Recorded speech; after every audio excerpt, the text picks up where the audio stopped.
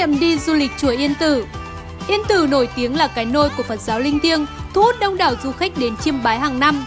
Với những ai lần đầu du lịch chùa Yên Tử, có lẽ sẽ rất quan tâm đến lịch trình và kinh nghiệm đi chùa, ăn gì, ở đâu, cần sắm lễ gì. Hòa Bình Tourist sẽ cung cấp tới cho bạn tất tần tật những điều cần biết khi đến chùa Yên Tử. Chùa Yên Tử nằm trên dãy núi Yên Tử trải dài trên địa bàn 3 tỉnh Quảng Ninh, Bắc Giang, Hải Dương. Được biết đến là trung tâm Phật giáo của cả nước, được xây dựng qua các thời kỳ Lý, Trần, Lê, Nguyễn. Sự tích chùa Yên Tử theo dân gian truyền lại vào thời vua Trần Nhân Tông. Sau khi nhường ngôi cho con trai là Trần Anh Tông, ngài đã xuất gia tu hành tìm về cõi Phật ở núi Yên Tử. Đây là nơi Phật Hoàng Nhân Tông tu hành đắc đạo, nên chùa Yên Tử thờ Phật tổ thiền phái Trúc Lâm vua Trần Nhân Tông. Vì vua anh hùng dân tộc đã có công dựng nước và giữ nước. Kiến trúc chùa Yên Tử. Nhắc đến Yên Tử là nhắc đến ngôi chùa đồng nổi tiếng nằm trên đỉnh Yên Sơn với độ cao 1068m so với mực nước biển. Tổng chiều dài lên chùa Đồng Yên Tử là 6000m. Đi qua hàng ngàn bậc đá và đường rừng núi, bạn sẽ mất khoảng 6 giờ đi bộ liên tục. Thời điểm để đi chùa Yên Tử. Theo kinh nghiệm đi chùa Yên Tử của nhiều người, sẽ thật thiếu sót nếu bạn bỏ qua lễ hội chùa Yên Tử. Lễ hội chùa Yên Tử diễn ra vào ngày 10 tháng Giêng âm lịch cho đến hết tháng 3 âm lịch. Đây chính là mùa cao điểm của du lịch Yên Tử, tiếp đón đông đảo du khách từ thập phương đến chiêm bái và du xuân. Bên cạnh lễ hành hương, lễ hội Yên Tử còn tổ chức nhiều hoạt động đặc sắc. Đây là lễ hội lớn nhất ở Quảng Ninh, được tổ chức long trọng nhằm tôn vinh công đức của Phật Hoàng Trần Nhân Tông đã sáng lập ra thiền phái Trúc Lâm. Lễ hội đã thu hút hàng ngàn Phật tử và du khách từ mọi miền về đây tham dự, cầu mong cho một năm mới an lành, vạn sự may mắn.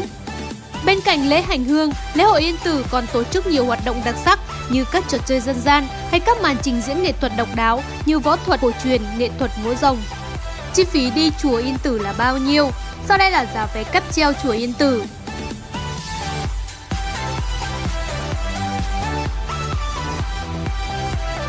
Lưu ý, cáp treo chùa Yên Tử miễn phí dành cho các tăng ni Phật tử, người cao tuổi trên 70 tuổi, trẻ em dưới 1m2, thương binh. Sắm lễ gì khi đi du lịch chùa Yên Tử? Đây cũng là điều quan trọng bạn cần lưu ý khi lễ chùa Yên Tử.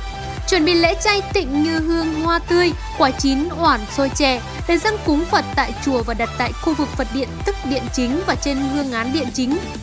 Hoa tươi lễ Phật thường dùng là hoa sen, hoa huệ, mẫu đơn, hoa ngâu, không nên dùng hoa dại, hoa tạp.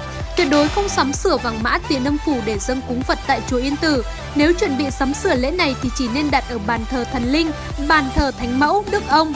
Ngay cả tiền thật cũng không nên đặt ở hương án chính điện mà nên bỏ vào hòm công đức tại chùa. Điểm du lịch chùa Yên Tử. Đông Yên Tử, chùa Trình, suối Giải Oan, chùa Giải Oan, vườn tháp Huệ Quang, chùa Hoa Yên. Tây Yên Tử có đền An Sinh, khu di tích Đá Trồng, Am Ngọa Vân, chùa Hồ Thiên. Rừng quốc gia Yên Tử.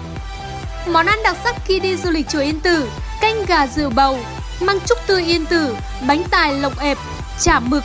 Để phục vụ nhu cầu đi du xuân Giáp Thìn 2024, từ ngày mùng 2 Tết, Hòa Bình Tourist tổ chức các chuyến đi khởi hành với nhiều ưu đãi khủng.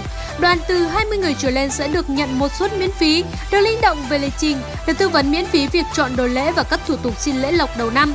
Hòa Bình Tourist hân hạnh phục vụ quý khách.